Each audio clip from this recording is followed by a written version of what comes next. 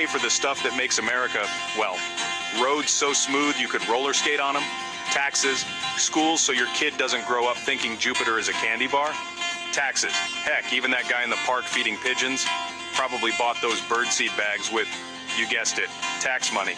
Point is, taxes aren't just the government being greedy, they're how we as a country chip in for the common good.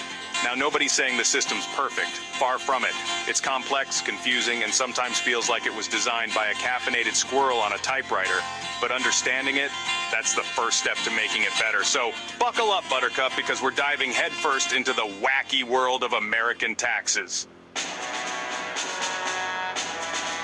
Remember those powdered wig-wearing dudes who founded America? They hated taxes, like Dump Tea in the Harbor hated taxes.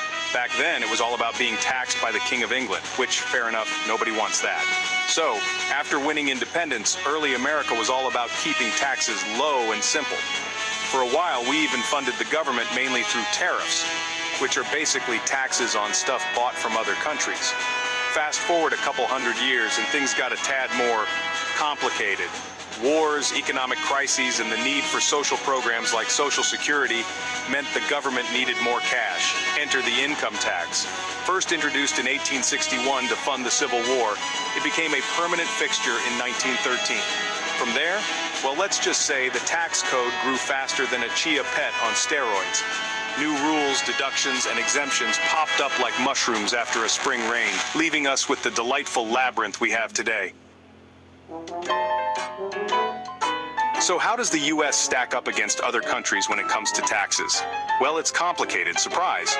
Some folks point to European countries with their higher taxes and generous social safety nets like free healthcare and college. Why can't we be more like them? They cry. Others argue that lower taxes, like in some Asian countries, attract businesses and boost the economy.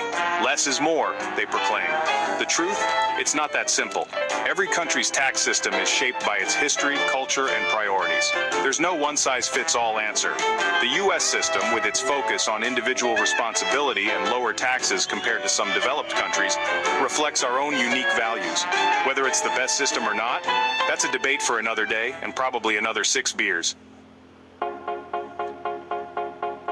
All right, time to tackle some of the jargon that makes people break out in hives. First up, the IRS.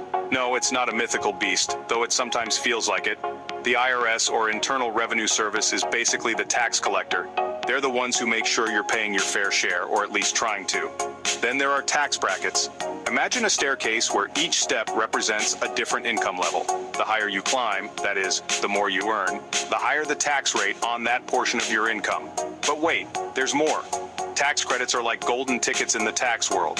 They directly reduce the amount of tax you owe, dollar for dollar. Think of them as the government's way of saying, hey, thanks for doing that thing we like having kids or buying an electric car. Got all that? Great. Now, if you'll excuse me, I need a strong drink and a nap. Tax talk is exhausting.